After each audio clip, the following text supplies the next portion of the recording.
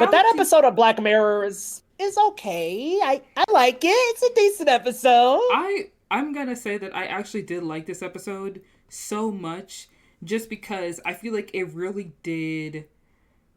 I don't know how to say this. It drew me back into Black Mirror in a way because I was watching season 4 and I loved USS McAllister as well. I feel like that was a really, really good episode. I feel like it was really strong. Archangel, it wasn't as good for me. Like it didn't really like. I It was was okay. I was kind of into it a little bit, but at the same time, I was a little bit like, oh gosh, why is she like this? Like, the mom is doing a lot here. And I feel like Ugh. Crocodile is such a huge, it's such an interesting episode just because of like the start.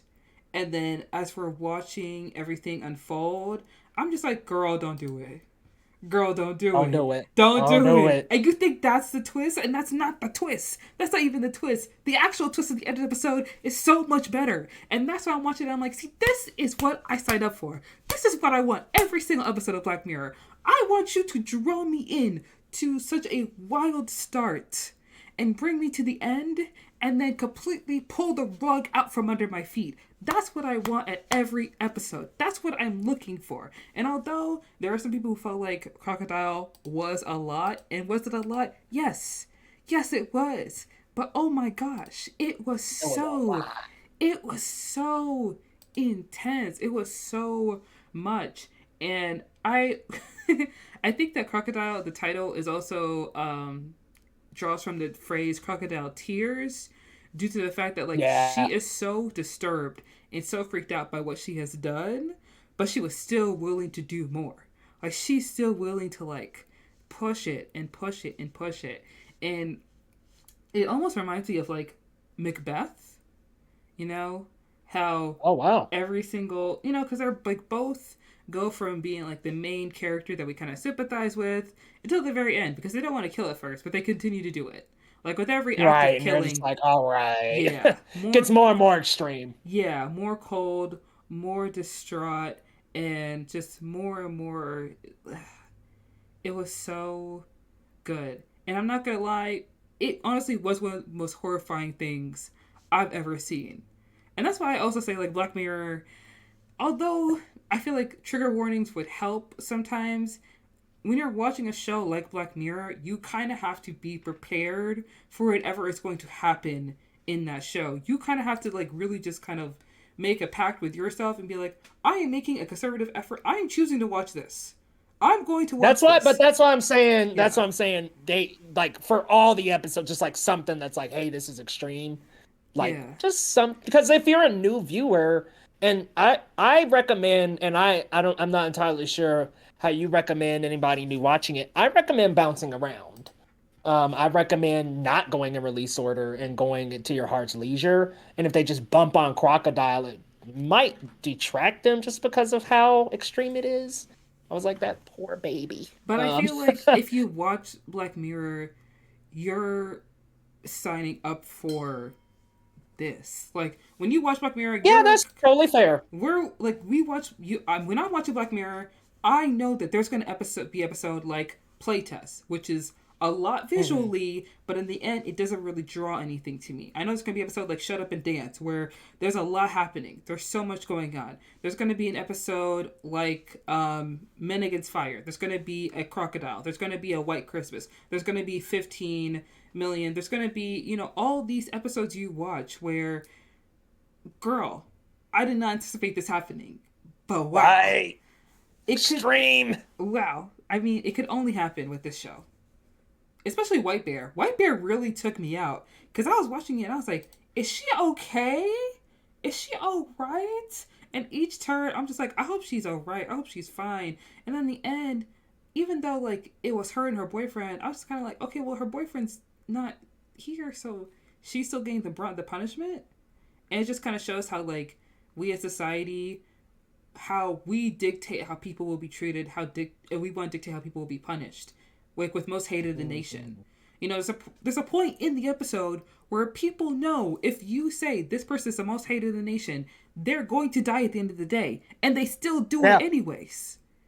still do it. They still do it Okay, let me anyway. ask you something. Mm-hmm. If somebody was brand new to Black Mirror and they didn't want to start with the national anthem, what episode would you recommend they start with? Because I got my episodes that I'm like, start with this, or this. I want to say entire history review, but really, like, I'm the kind of person where I'm just like, if you're going to watch something, start from the beginning. Just start from the beginning, because that's how I watch. That's how I watch everything. I watch a new show. I start from the beginning. I don't like it. I know that you're different, but like when people recommend to other people, oh, when you're gonna watch this show, you should start from this season because this season is good. I'm like, no, no, no, no. Start from the beginning. Like with Doctor Well, Who, no, if there are it's a people. chronological, No, if it's a chronological show, go in order. But I think for an anthology, at least for me, I don't recommend starting with the no, national anthem. And for me, I would recommend no. Nosedive. You need to start from the beginning because prior seasons influence the next seasons.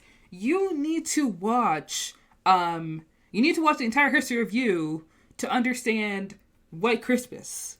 You need to watch San Junipero to Oh, for understand sure, for Hang the sure. DJ, to understand Striking But see, I Vipers. wouldn't I wouldn't recommend starting there. But I could recommend starting at the entire history review. That's a decent start, I think. 15 million merits, which is, these are episodes 2 and 3 of season 1, so that's not far off. I actually think if you want to get a taste of the show, though, a decent taste that kind of sets you up for more extreme, I think you should start with Nosedive, personally. I know that that's probably a uncommon one to recommend, but I think that that's a episode that will give you a taste, a teaser of what you're about to get yourself into. The Bryce Dallas Howard episode. I like that episode. I think it's a teaser and a taste that gives you a taste of where this is going to go with technology, how it's influencing these different episodes and different worlds. And I think it's not as extreme as some of the other episodes. The entire history review gets so intense. I think Yeah. Nosedive has like a pretty a pretty decent ending. Especially compared to some of the other stuff. I mean, we're talking Crocodile. So it's like, okay, so that ending is at least a little softer. And then it's like, okay, bro, it gets a lot worse from there. Especially if you back up, you go to 15. Because I could tell you that's how I started actually, was with Mm-hmm. 15 million merits, went to Nosedive. I bounced around and it didn't really change it for me. And then I watched it in chronological order. Kind of had the same effect. For me, at least. Mm-hmm. I personally, with Nosedive, I feel like I liked that episode, but not as much as everyone else did.